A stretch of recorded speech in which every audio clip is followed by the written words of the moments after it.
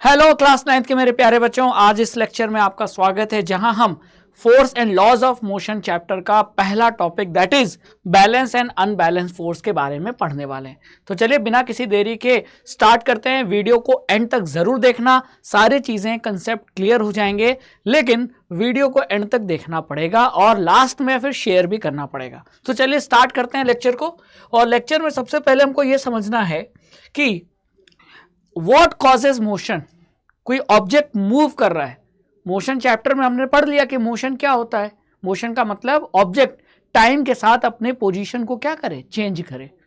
लेकिन ये मोशन होता कैसे है, मोशन क्या होता है, इसके बारे में हमने मोशन चैप्टर में पढ़ा है, जहां स्पीड, वेलोसिटी, ये सब कुछ पढ़ा। लेकिन मोशन होता क्यों है, इस बारे में हम इस चैप्टर में पढ़ेंगे। तो what causes motion, why does the speed of an object change with time. Object की जो स्पीड है या वेलोसिटी है वो समय के साथ क्यों चेंज हो जाती है। कभी वेलोसिटी या स्पीड बढ़ जाती है, कभी घट जाती है, तो कभी डायरेक्शन चेंज हो जाता है। ये सारी चीजें आखिर क्यों हो रही हैं, ये सब आप इसी चैप्टर में जानोगे। You will know this in this chapter. In this chapter we shall make an attempt to quench all such curiosities. यानी आपकी जो भी क्यूरियोसिटी है कि भाई मोशन क्यों होता है, स्पीड कैसे बढ़ जाती है, स्पीड कैसे कम हो जाती है ऑब्जेक्ट की, ये सब हम इसी चैप्टर में जानेंगे, जिसका नाम है force and laws of motion. ठीक है, चलिए बच्चों आगे स्टार्ट करते हैं। अभी तक क्या लिखा है देखो, ध्यान से देखो। For many centuries the problem of motion and its causes had as a puzzled scientist and philosophers. यानी कि एक पजल था, है ना, साइंटिस्ट और फिलोसफर्स के लिए एक पजल था। ये समझ ही नहीं पा रहे थे साइंटिस्ट और फिलोसफर्स कि मोशन क्या होता है और कैसे होता है, इसका कारण क्या है ना। ये बहुत बड़ा मिस्ट्री बन गया था भाई। अगर जैसे ये बॉल मूव कर रही है तो क्यों मूव कर रही है, इसके बारे में जो साइंटिस्ट और जो फिलोसफर्स थे वो बहुत सोचते थे, लेकिन उनको एग्जैक्ट आंसर नहीं पता चल पाता था कि मोशन क्यों होता है, इसका कारण क्या है, व्हाट इज कॉजेस, है ना। अब जैसे उनको क्या लगता था पता है, जो पुराने जमाने के जो फिलोसफर्स और साइंटिस्ट थे, उनको ये लगता था कि जैसे कोई भी ऑब्जेक्ट, जैसे ये बॉल है, बॉल को आप पैर से हिट करो, थोड़ी देर मूव करेगी और थोड़ी देर जाकर फिर रुक जाएगी। A ball on the ground when given a small hit does not move forever. अगर हम किसी बॉल को हिट करते हैं तो वो हमेशा मूव नहीं करेगी, वो थोड़े दूर मूव करने के बाद रुक जाएगी। होता है कि नहीं, जैसे यहां रुक गई। हाँ सर होता है। तो साइंटिस्ट और फिलोसफर ये समझते थे कि कोई भी ऑब्जेक्ट, कितना भी उसको उस पे लात मार लो, कितना भी उसको ढकेल दो, वो कहीं ना कहीं आगे चल के रुक जाएगी। यानी रुकना यानी रेस्ट। तो किसी भी ऑब्जेक्ट का जो नेचुरल स्टेट है वो रेस्ट है, ऐसा माना जाता था। Such observation suggest that the rest is the natural state of an object. यानी कोई भी ऑब्जेक्ट हो, उसका नेचर यही है कि वो रेस्ट में आना चाहती है, ऐसा पुराने जमाने के साइंटिस्ट और फिलोसफर्स मानते थे। लेकिन ऐसा नहीं होता। इसको गलत साबित किया गैलीलियो ने और आइजैक न्यूटन ने, क्योंकि उन्होंने मोशन को एक अलग तरीके से हमको समझाया। उन्होंने ये बोला कि ऐसा बिल्कुल नहीं है कि कोई ऑब्जेक्ट रेस्ट पे रहना चाहती है हमेशा। ये तो डिपेंड करता है कि आप उस ऑब्जेक्ट को रेस्ट पे रखते हो या मोशन में रखते हो। कोई नेचुरल स्टेट नहीं है। तो rest is the natural state of an object, ये बात गलत है। ये तो डिपेंड करता है कि कोई ऑब्जेक्ट रेस्ट पे रहना चाहती है या वो मोशन में रहना चाहती है। ठीक है, ऐसा नहीं है कि हर ऑब्जेक्ट रेस्ट ही पे रहना चाहेगी, है ना। वो तो आप पे डिपेंड करेगा कि ऑब्जेक्ट पे हम कैसा फोर्स लगा रहे हैं, है ना। लेकिन पुराने साइंटिस्ट को पता ही नहीं था, वो यही कहते थे ऑब्जेक्ट चाहे जैसा भी हो रेस्ट पर रहना चाहेगा। लेकिन गैलीलियो और आइजैक न्यूटन ने क्या बोला, नहीं, हर ऑब्जेक्ट रेस्ट पर नहीं रहना चाहता। ऑब्जेक्ट अपने हिसाब से नहीं चलता है, उसे चलाया जाता है। अगर आप ऑब्जेक्ट को रेस्ट पे रखोगे तो रेस्ट पे रहेगा, मोशन में रखोगे तो मोशन में रहेगा। अब ऑब्जेक्ट रेस्ट और मोशन में कैसे होगा, यही आगे हम डिस्कस करते हैं। ठीक है, तो स्टेट ऑफ मोशन अब आपको समझ में आ गया। किसी ऑब्जेक्ट का जो स्टेट होता है, स्टेट ऑफ मोशन, वो दो होता है। या तो ऑब्जेक्ट रेस्ट पे रहेगी या ऑब्जेक्ट मोशन में रहेगा। ठीक है, जैसे इस समय मेरे हाथ पे ये पेन है, रेस्ट पे है, लेकिन अगर इसी पेन को मैं ऐसे ड्रॉप कर देता हूं तो अब क्या था, अब यही पेन क्या थी, मोशन में थी। तो ऑब्जेक्ट का स्टेट या तो रेस्ट होगा या तो मोशन होगा। ऐसा नहीं हो सकता कि दोनों एक समय पे प्रेजेंट हो, ऑब्जेक्ट मोशन भी कर रहा है और रेस्ट पे भी है, नहीं, या तो रेस्ट नहीं तो फिर मोशन। अब ये देखकर पहचानना बहुत आसान है। ट्रेन प्लेटफॉर्म पे खड़ी है, रेस्ट पे है, ट्रेन चलना शुरू कर दी, मोशन में है। आप घर पे बेड पे बैठे हो, टीवी देख रहे हो सोफे पे बैठ के, रेस्ट पे हो, लेकिन आपके दोस्त ने बुलाया कि चल क्रिकेट खेलते हैं, तो आप सोफे से उठे और भाग के गए, बैठ लिया और ग्राउंड पहुंच गए दौड़ के, तो वो मोशन है। तो ऑब्जेक्ट का स्टेट या तो रेस्ट होता है नहीं तो मोशन होता है। लेकिन पुराने साइंटिस्ट क्या कहते थे कि हर ऑब्जेक्ट यही चाहता है कि वो रेस्ट पे रहे, क्योंकि रेस्ट उसका नेचुरल स्टेट है। जबकि न्यूटन ने बोला नहीं, ऐसा नहीं है, ऑब्जेक्ट का जो कोई भी नेचुरल स्टेट नहीं रहता, ऑब्जेक्ट रेस्ट पे भी रह सकता है और मोशन में भी रह सकता है, डिपेंड करता है कि उस पर फोर्स कैसा लग रहा है। ठीक है, बात समझ में आई। अब मैंने क्या बोला, फोर्स डिसाइड करता है, ध्यान से सुन लो, फोर्स डिसाइड करता है कि ऑब्जेक्ट रेस्ट पे रहेगा कि मोशन में रहेगा। और रेस्ट पे रहने वाले ऑब्जेक्ट को आप फोर्स लगाकर मोशन में ला सकते हो, और मोशन में ऑब्जेक्ट है तो उस पे फोर्स लगाकर उसे रेस्ट पे ला सकते हो। कैसे, गाड़ी चल रही थी, मोशन में थी, ब्रेक लगा, ब्रेक मतलब एक तरीके का फोर्स, और गाड़ी किस पे आ गई, ब्रेक लगने के कारण रेस्ट पे आ गई। अब गाड़ी रेस्ट पे है, गाड़ी आपने स्टार्ट कर एक्सीलरेटर दबाया तो इंजन के वजह से क्या लगा गाड़ी पे, फोर्स, और गाड़ी फिर वापस से चलने लगी, यानी मोशन में आ गई। तो फोर्स रेस्ट ऑब्जेक्ट को मोशन में ला सकता है, और मोशन में ऑब्जेक्ट है तो उसे रेस्ट पे भी ला सकता है। इसीलिए मैंने ये एरो दोनों तरफ लिखा है कि अगर ऑब्जेक्ट रेस्ट पे है तो उस पे फोर्स लगाकर उस ऑब्जेक्ट को मोशन में ला सकते हैं, और अगर ऑब्जेक्ट मोशन में है तो उस पे फोर्स लगाकर उस ऑब्जेक्ट को रेस्ट पे ला सकते हैं। यानी ये जो स्टेट है ना, ये चेंज किया जा सकता है by applying force. In everyday life we observe that some effort यानी force is required to put a stationary object into motion or to stop a moving object। किसी स्टेशनरी का मतलब क्या होता है, स्टेशनरी का मतलब होता है कि ऑब्जेक्ट रेस्ट पे, तो रेस्ट के ऑब्जेक्ट को मोशन में लाना या मोशन वाले ऑब्जेक्ट को रेस्ट पे लाना है तो कुछ एफर्ट यानी फोर्स लगाना पड़ेगा। अब ये फोर्स कैसा होगा यही हमको आगे पढ़ना है, अनबैलेंस्ड होगा कि बैलेंस्ड होगा, यही हमारा टॉपिक था। तो इसका मतलब अब आपको समझ में आ गया कि मोशन में लाने के लिए ऑब्जेक्ट को फोर्स जरूरी है, और फोर्स जरूरी है तो व्हाट कॉजेस मोशन। स्टार्टिंग में हमने एक क्वेश्चन पूछा था, याद करो, व्हाट कॉजेस मोशन। अब समझ में आ गया, फोर्स कॉजेस मोशन। इसका आंसर क्या होगा, इसका आंसर होगा फोर्स।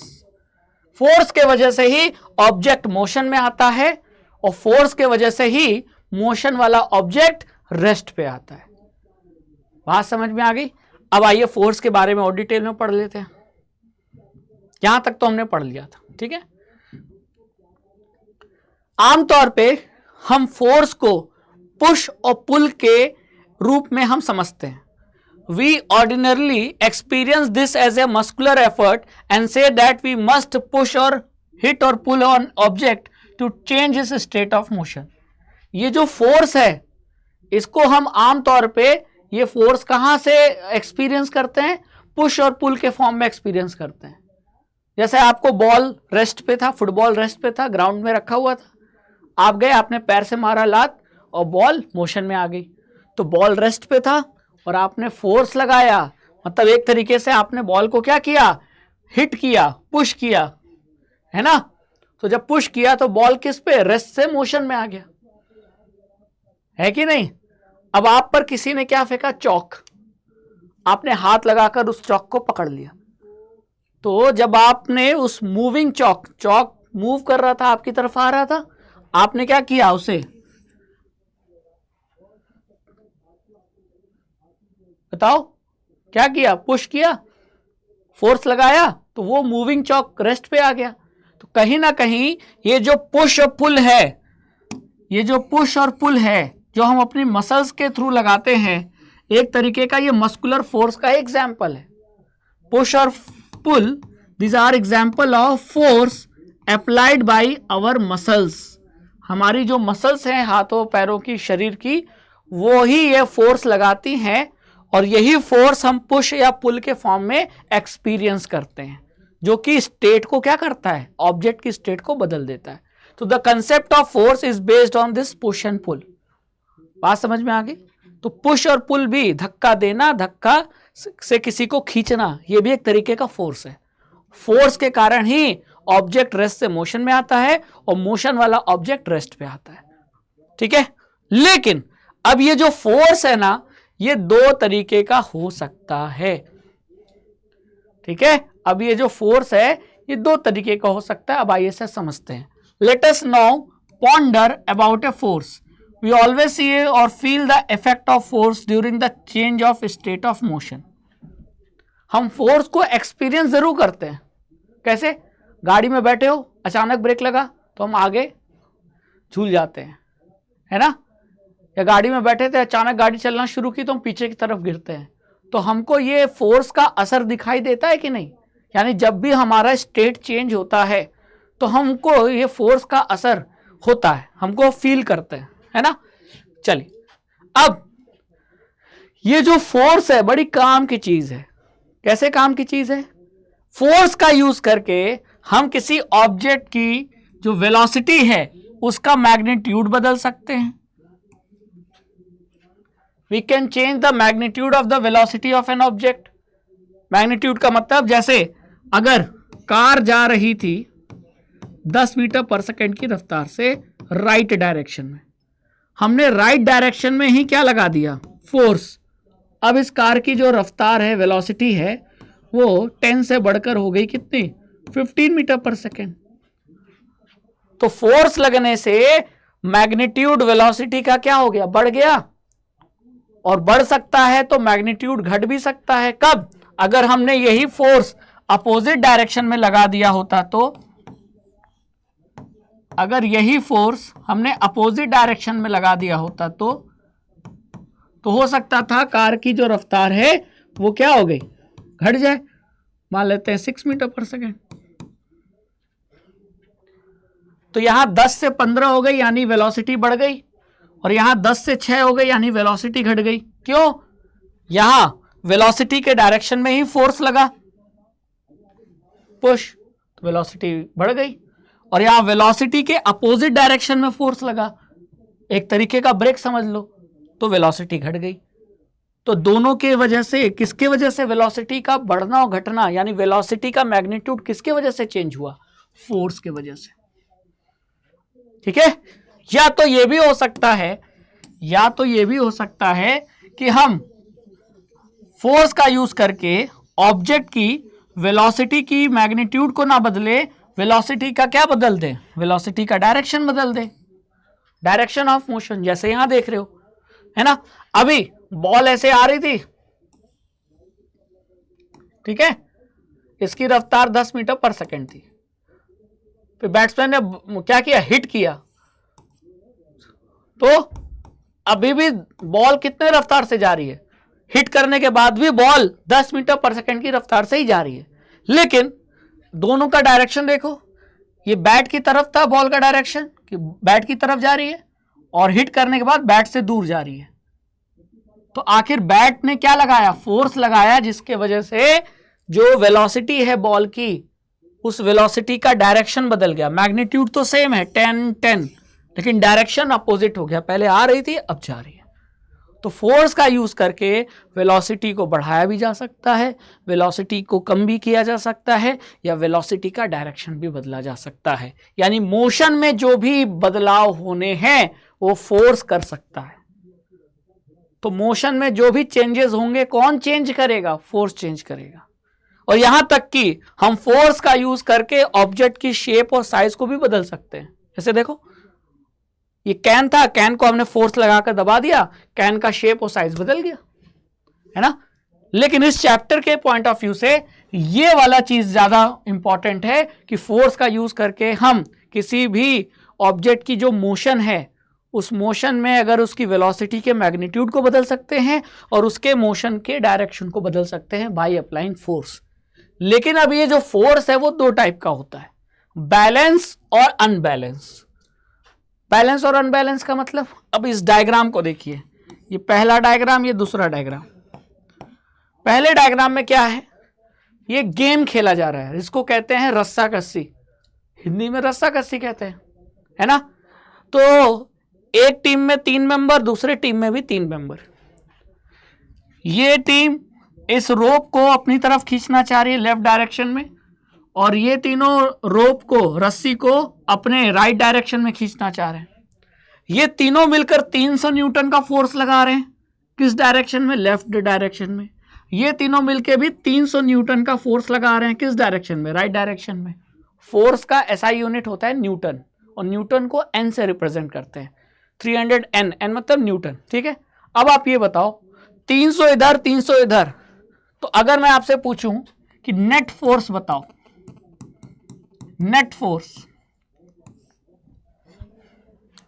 नेट फोर्स है ना, तो नेट फोर्स बताओ, तो नेट फोर्स क्या होगा, 300 माइनस 300 यानी 0 न्यूटन। तो 0 न्यूटन मतलब फोर्स लग ही नहीं रहा है। फोर्स लग तो रहा है, कितने फोर्स लग रहे हैं, अरे 2 फोर्स लग रहे हैं, लेकिन दोनों फोर्स एक दूसरे को बैलेंस कर दे रहे हैं। तो जो नेट फोर्स है वो 0 है। तो फोर्स 0 नहीं है, नेट फोर्स 0 है। बात समझ में आई। फोर्स तो लग ही रहा है, लेकिन दोनों फोर्स का जो सम है वो आपका 0 न्यूटन है, यानी नेट फोर्स 0 न्यूटन है। तो ऐसे फोर्स को हम क्या कहते हैं, balance force. This is an example of balance force.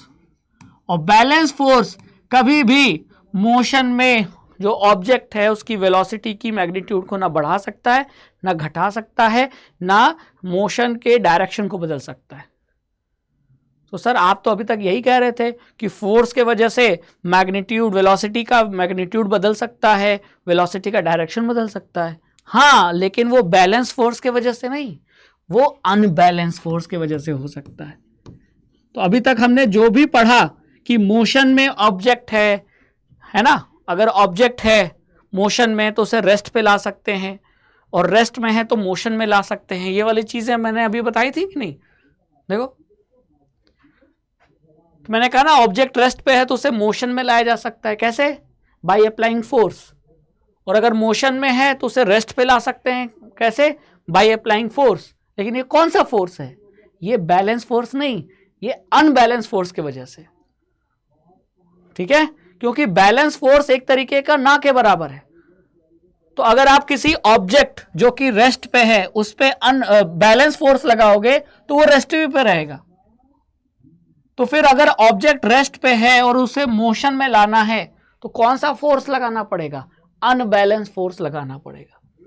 तो हमेशा स्टेट चेंज कब होता है, जब अनबैलेंस फोर्स अप्लाई हो किसी ऑब्जेक्ट पे। जैसे यहां देख लो, 3 आदमी एक टीम में है, तीनों मिलके क्या कर रहे हैं, रस्सी को लेफ्ट डायरेक्शन में खींचना चाह रहे हैं 300 न्यूटन से, और ये अकेला आदमी 100 न्यूटन की फोर्स से इसको राइट डायरेक्शन में खींच रहा है। तो 300 न्यूटन लेफ्ट, 100 न्यूटन राइट। अब आप यहां नेट फोर्स लगाओगे तो नेट फोर्स कितना आएगा, 300 माइनस 100, ये हो जाएगा आपका 200 न्यूटन, ठीक है। किस डायरेक्शन में, जिधर जो फोर्स ज्यादा होगा रस्सी उधर ही खींचेगी ना, तो ये लेफ्ट डायरेक्शन में।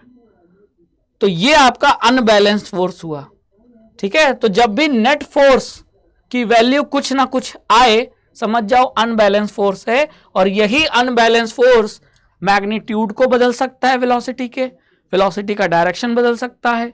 ऑब्जेक्ट रेस्ट पे है तो उसे मोशन में ला सकता है, मोशन में है तो उसे रेस्ट पे ला सकता है।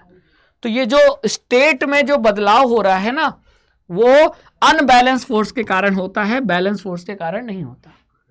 बात समझ में आ गई है ना। तो अगर किसी ऑब्जेक्ट पर बैलेंस फोर्स लग रहा है, इसका मतलब there is no net external force और जब कोई एक्सटर्नल फोर्स है ही नहीं तो ऑब्जेक्ट की वेलोसिटी नहीं बदलेगी, वेलोसिटी का डायरेक्शन नहीं बदलेगा, ऑब्जेक्ट का जो स्टेट है वो नहीं बदलेगा, ऑब्जेक्ट जैसे पहले था वैसे ही रहेगा। ठीक है, लेकिन अगर किसी ऑब्जेक्ट पर आप अनबैलेंस फोर्स लगा दोगे तो ऑब्जेक्ट की वेलोसिटी का मैग्नीट्यूड भी बदल सकता है। बदलने का मतलब वेलोसिटी बढ़ भी सकती है, वेलोसिटी घट भी सकती है, वेलोसिटी का डायरेक्शन बदल सकता है ना, और ऑब्जेक्ट का जो स्टेट है वो भी बदल सकता है, रेस्ट से मोशन, मोशन से रेस्ट। तो ये सारा काम अनबैलेंस फोर्स ही करता है। तो इस चैप्टर में हम अब अगले टॉपिक में जो भी Newton first law, second law, third law पढ़ेंगे, तो जहां भी मोशन की बात आएगी तो वो मोशन किस फोर्स के कारण हो रहा है, समझ जाना अनबैलेंस फोर्स के कारण हो रहा है, क्योंकि बैलेंस फोर्स के कारण तो ऑब्जेक्ट की स्टेट में कोई भी चेंज नहीं आता, ऑब्जेक्ट की स्टेट में चेंज लाने वाला फोर्स अनबैलेंस फोर्स होता है। यही है जो सारा कारण है चेंज होने का। ठीक है, बात समझ में आ गई। तो अगर किसी ऑब्जेक्ट की स्पीड बदल रही है, उसके मोशन का डायरेक्शन बदल रहा है, तो ये कौन से फोर्स के कारण, अनबैलेंस फोर्स के कारण। जैसे आप खुद ही देखो 400 न्यूटन लेफ्ट डायरेक्शन में, राइट डायरेक्शन में 300 न्यूटन, तो आप क्या देखोगे, कौन सी टीम जीतेगी? तो ये वाली टीम जीतेगी, इसको इधर खींच लेगी क्योंकि ये ज्यादा फोर्स लगा रहे हैं, तो ये रस्सी इधर खींच कर आ जाएगी। तो रस्सी का जो मोशन है उसका डायरेक्शन बदल गया ना। अभी तक रस्सी क्या थी, अभी तक दोनों 300 न्यूटन लगा रहे थे, तो रस्सी ना इधर जा रही थी ना इधर जा रही थी, लेकिन जैसे ही ये वाली टीम ने फोर्स ज्यादा बढ़ा दिया, रस्सी इनके तरफ खिंच के आ गई। तो यानी रस्सी का जो मोशन है उसका डायरेक्शन बदल गया। अभी तक रस्सी रेस्ट पे थी, अब लेफ्ट डायरेक्शन में आ गई। क्यों? क्योंकि अनबैलेंस फोर्स लगा। कितना लगा? 100 न्यूटन। ठीक है, 400 लेफ्ट में, 300 राइट में, तो नेट मतलब दोनों का डिफरेंस। ठीक है, तो दोनों का डिफरेंस कितना आया? 100। और यही वो फोर्स है जिसके कारण ऑब्जेक्ट का जो मोशन है उसका मैग्नीट्यूड बदल सकता है, मोशन का डायरेक्शन बदल सकता है, स्टेट बदल सकता है। ठीक है, अब जैसे यहां देखो, ये एनसीईआरटी में एग्जाम्पल दिया है। ठीक है, ये दोनों बच्चे हैं, इस वुडन ब्लॉक को जो कि जमीन पे रखा हुआ, ये वुडन ब्लॉक फ्लोर पे रखा हुआ था, और फ्लोर पे कोई चीज रखोगे तो फ्रिक्शन लगेगा। ठीक है, तो ये दोनों बच्चे मिलके इस वुडन ब्लॉक को खिसकाना चाह रहे थे। ठीक है, तो मोशन किधर करना चाह रहे थे? आगे की तरफ। तो इन्होंने क्या लगाया? एक फोर्स लगाया। क्लियर? लेकिन यहां फ्लोर, वुडन ब्लॉक और जमीन के बीच में क्या लगेगा? फ्रिक्शन। तो फ्रिक्शनल फोर्स और पुशिंग फोर्स ये दोनों एक दूसरे को बैलेंस कर दे रहा था, तो इसके वजह से ब्लॉक मूव नहीं कर रहा था। तो जो ए वाला पार्ट है उसमें बैलेंस फोर्स लग रहा है। कौन किसको बैलेंस कर रहा है? फ्रिक्शनल फोर्स पुशिंग फोर्स को बैलेंस कर रहा है। कौन पुश कर रहा है? ये दोनों बच्चे। ठीक है, फिर यहां भी क्या हुआ? बच्चों ने थोड़ा और ताकत लगाया, अभी भी ब्लॉक मूव नहीं कर रहा है, क्योंकि अभी भी जो फ्रिक्शनल फोर्स है वो बैलेंस कर दे रहा है पुशिंग फोर्स को, और अभी भी ब्लॉक मूव नहीं कर रहा। तो इसका मतलब बैलेंस फोर्स जब भी लगता है कोई ऑब्जेक्ट मूव नहीं करेगी। तो बच्चों ने कहा यार ताकत हमने बढ़ा दी तब भी ब्लॉक मूव नहीं कर रहा है, ऐसा करते हैं ताकत और बढ़ाते हैं। तो बच्चों ने और तेजी से ढकेलना शुरू किया। इस बार क्या हुआ कि इस बार बच्चों का जो पुशिंग फोर्स है वो ज्यादा हो गया फ्रिक्शनल फोर्स से। तो अब फ्रिक्शनल फोर्स कम, पुशिंग फोर्स ज्यादा, तो बैलेंस अनबैलेंस हो गया ना, फोर्स अनबैलेंस हो गया। अभी तक तो बैलेंस था, दोनों फोर्स बराबर थे, लेकिन अब पुशिंग फोर्स ज्यादा, फ्रिक्शनल फोर्स कम हो गया। तो चलेगी किसकी? जो ज्यादा है। ज्यादा कौन था? पुशिंग, तो उसकी चलेगी, जिसकी वजह से अब ब्लॉक क्या करेगा? ब्लॉक आगे की तरफ मूव करेगा, बच्चे खुश हो जाएंगे। तो ये वाला जो कंडीशन है ये अनबैलेंस फोर्स का है।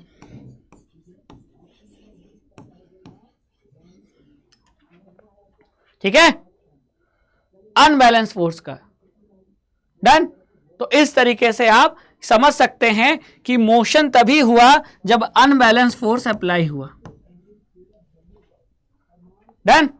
चलिए, तो आई थिंक अब आपको बैलेंस और अनबैलेंस फोर्स के बीच का डिफरेंस समझ में आ गया होगा, और ये भी समझ में आ गया होगा कि ऑब्जेक्ट का जो स्टेट है, रेस्ट या मोशन, ठीक है, दोनों को एक दूसरे में बदला जा सकता है, रेस्ट में, रेस्ट वालों को मोशन में, मोशन वाले को रेस्ट में, लेकिन ये तभी हो सकता है जब अनबैलेंस फोर्स लगे किसी ऑब्जेक्ट पे।